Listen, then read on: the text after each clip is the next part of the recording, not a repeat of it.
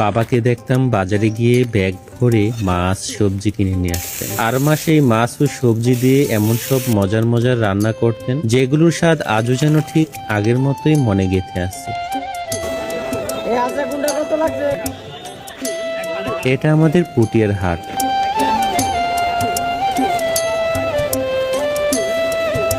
কাঁকরোল দিয়ে ইলিশের ঝোল রান্না করতে প্রথমে মাছের আঁশ ছাড়িয়ে ছোট ছোট পিস করে কেটে ভালোভাবে ধুয়ে নেবেন।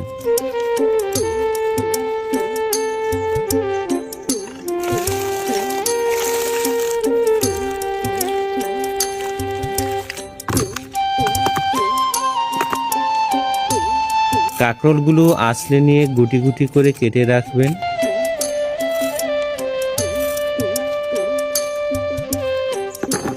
এই রান্নার স্বাদ বাড়াতে আরো যোগ করবেন আলু।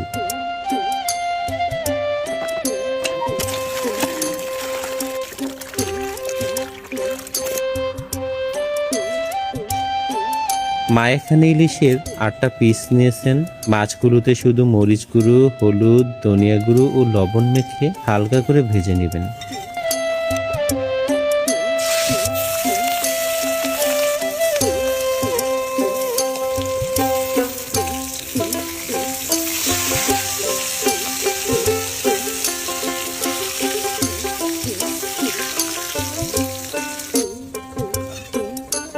মাছটা ছোট সাইজের হলেও বেশ ভালো তেল ছিল, আর ইলিশে তেল থাকলে খেতেও অনেক বেশি মজা লাগে।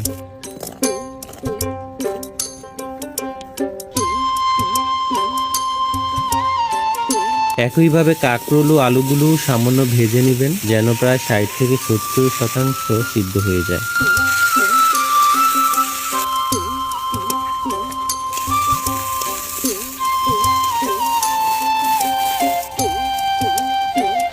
এরপর মাছ ভাজার তেলের মধ্যে পেঁয়াজ ভেজে নেবেন। পেঁয়াজ ভাজা হয়ে গেলে মরিচ গুঁড়ো, হলুদ গুঁড়ো, লবণ ও ধনিয়া গুঁড়ো দিয়ে ভালোভাবে কষিয়ে নেবেন। মশলা কষানো হয়ে গেলে ভাজা কাঁকরোল ও আলু দিয়ে আবার কিছুক্ষণ কষাবেন। এরপর পরিমাণ মতো ঝোলের জন্য পানি দিয়ে দিবেন।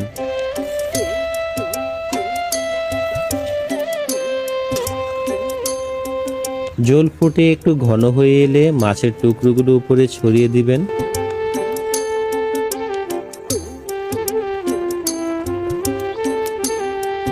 কয়েক মিনিট ফুটিয়ে সবশেষে ধনিয়া পাতা কুচি ছিটিয়ে দিলেই তৈরি হয়ে যাবে কাঁকরোল দিয়ে ইলিশের ঝোল।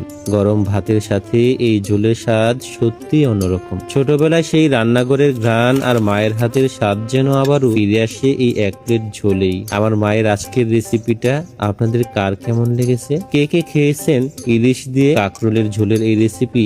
অবশ্যই কিন্তু কমেন্টে জানাবেন। আমার ভিডিওটি ভালো লাগলে অবশ্যই শেয়ার করে দিবেন।